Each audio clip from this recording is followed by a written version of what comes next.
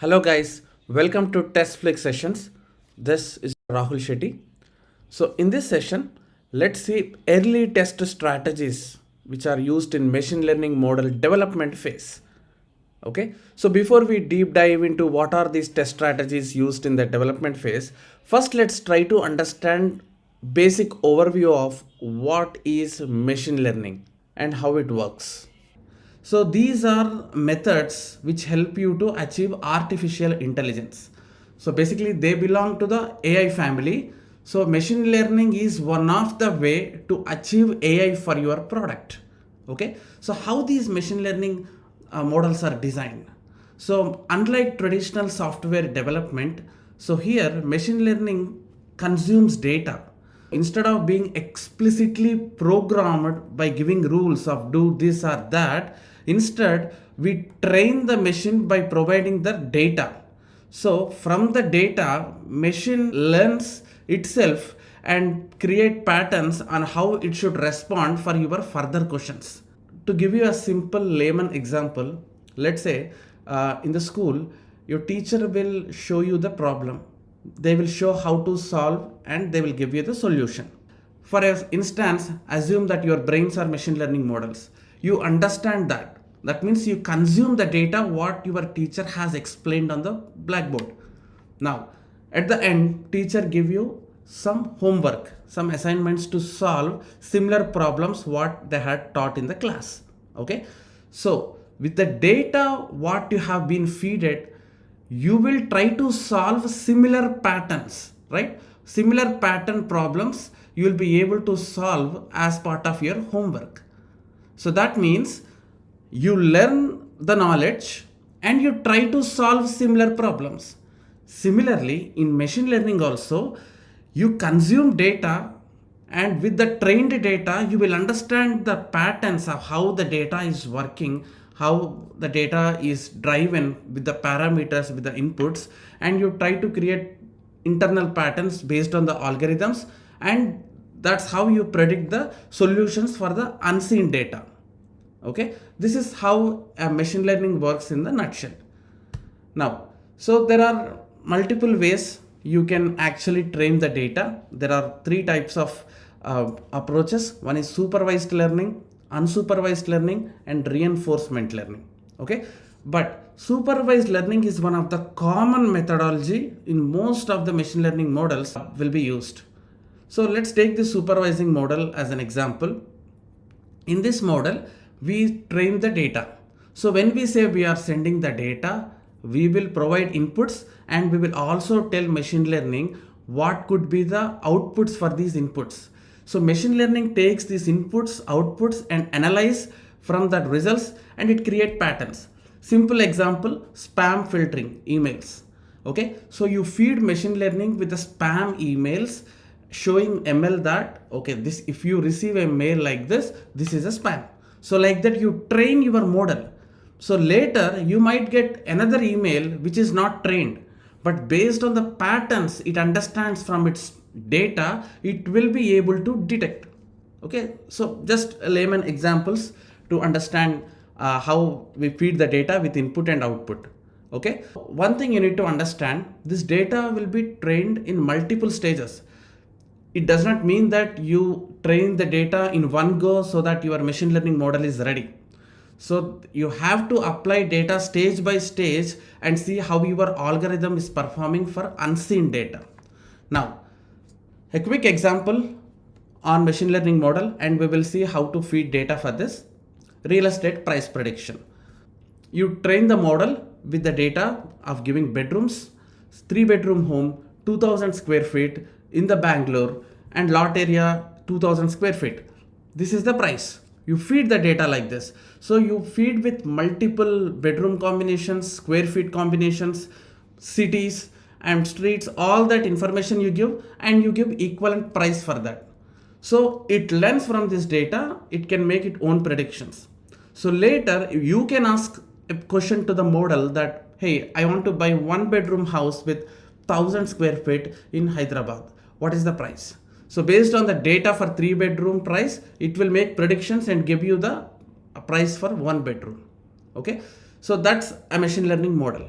Now, to implement this model and to test it thoroughly in the shift left testing area, first of all, we have to collaborate with developers.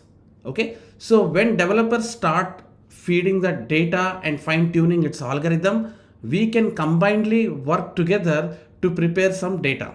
Now let's understand what data it is.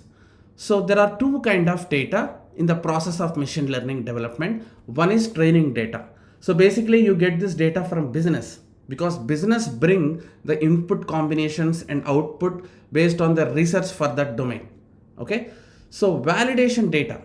Now based on training data, ML get feeded, but later as a QA, right there itself, you need to see how your model is behaving with unseen data.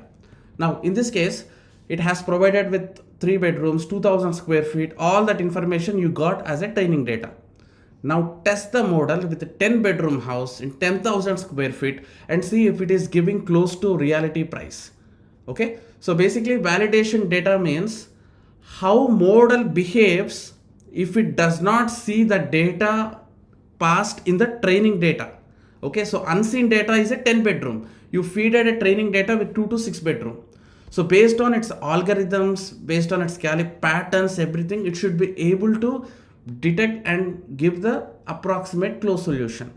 This is something as a QA you keep on testing the model when developer is busy in fine tuning the model by adjusting the algorithms. Okay, based on your feedback, they can go back and start working. Now, in the validation phase, when you are doing this, there could be three problems as a QA you can face. Those are overfitting, underfitting, and ethical bias testing.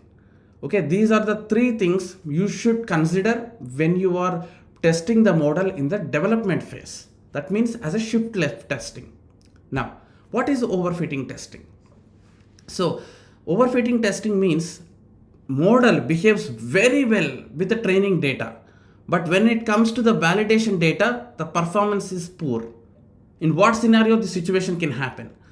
So basically, when you feed model with lot of data, that it is overloaded with so much of data that it starts slowly degrading its performance. Now let's say, as I told previously, you have to feed the model stage by stage. In stage one, you provide some set of data and see how model is behaving. Based on that, development team fine tune the algorithm and you again provide the data in stage two. Like that, multiple stages. Somewhere you will see the performance accuracy in the machine learning model. That's where you have to stop. But if you are over enthusiastic and after even reaching the optimal performance model of giving outputs, if you still feed data with so much of attributes, at some point of time, the performance will start dipping. Now, a simple example in our price prediction model. So you gave square feet, city, lot area, which is very good. But if you give more attributes like color of the house is yellow, color of the house is blue. See, even color attribute is not necessary mostly for price prediction. But if you feed this data with ML model, it confuses. So if it considers color also, then it could not decide how to predict, because there are so many attributes which cannot be mapped correctly. And then slowly you will see the optimal performance one also start degrading, that as you are overfeeding your model. Okay, so as a layman terms, you eat food very well, balanced food, you are healthy. But if you keep overfeeding yourself with so much at a time, then somewhere you will start feeling unhealthy. Same applies to overfitting testing as well. So as a QA, you have to continuously test in the development phase to see where the performance is getting dipping. And then you have to immediately inform your business team, development team. That's where, trends are going in overfitting model. So see the diagram. This is generalization. All these are outputs. Okay. So when you are predicting something, it is trying to predict solution which is close to actual outputs. Okay, as a ML model, let's say the answer is this, but it has given close answer. This is a good model that it is able to be near for so many things. But if you see overfitting, it tries to be very good, but at the end it will fail at the real data. See, here, though it is some difference, but it still be close approximity in giving solution. Just because it is trying to match every answer, you see the difference between this solution and here, because it deviated to behave well as a training data, and with unseen data it somewhere lost the touch. That's about overfitting, which as a QA has to be taken care. Similarly, underfitting testing. So this is straightforward, that ML model is giving poor performance with the training data as well as validation data. Okay, in overfitting, it performs very well in training data with so many attributes. But underfitting could be the first stage. Now, when ML model is fed with data initially, first it starts from underfitting only, that it won't perform good with the training data as well as validation data. But slowly, when you keep on adding data in different iterations, somewhere you will see optimal solution. You have to stop there. If you don't stop, it will go to overfitting. So initially, you have to detect how much underfitting is there, and if the training data is not sufficient, probably you have to add more data. That is such a feedback. You have to go back to your business and development team and inform that this data is not helping. We need to add more data. Okay, because ML model is not performing good even for the training data.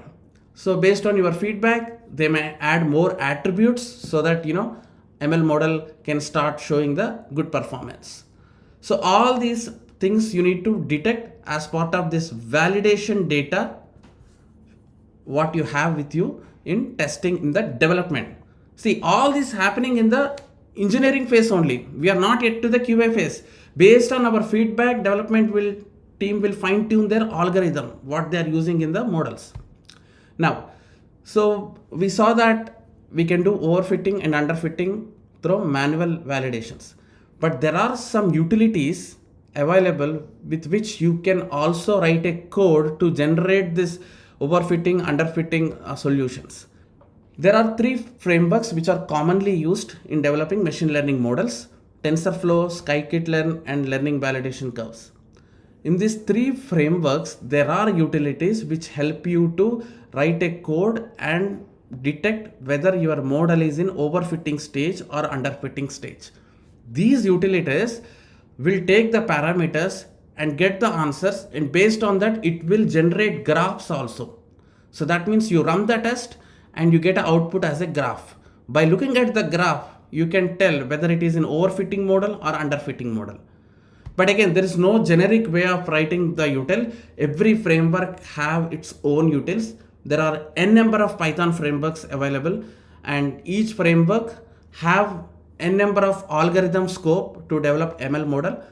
As a QA, you need to coordinate with your development team to understand what Python framework being used in developing this ML model. In that framework, what algorithms we are using to develop, and from that framework and algorithm combinations, what are the utilities available which can help us to detect overfitting and underfitting. So that's where you can automate the process as well. Then you can manually checking this. Initially, definitely you need to bring this manual, but later once it forms the stable, you can write script and leave so that for next release cycles, it will do on its own. All right. So overall, in final words, what I could say is shift left testing plays a very, very crucial role in ensuring the quality of machine learning model in the development phase itself. These are some parameters which you need to perform to bring the product into optimal solution. All right, I hope this helped and wish you good luck in your upcoming learning on machine learning models. Thank you.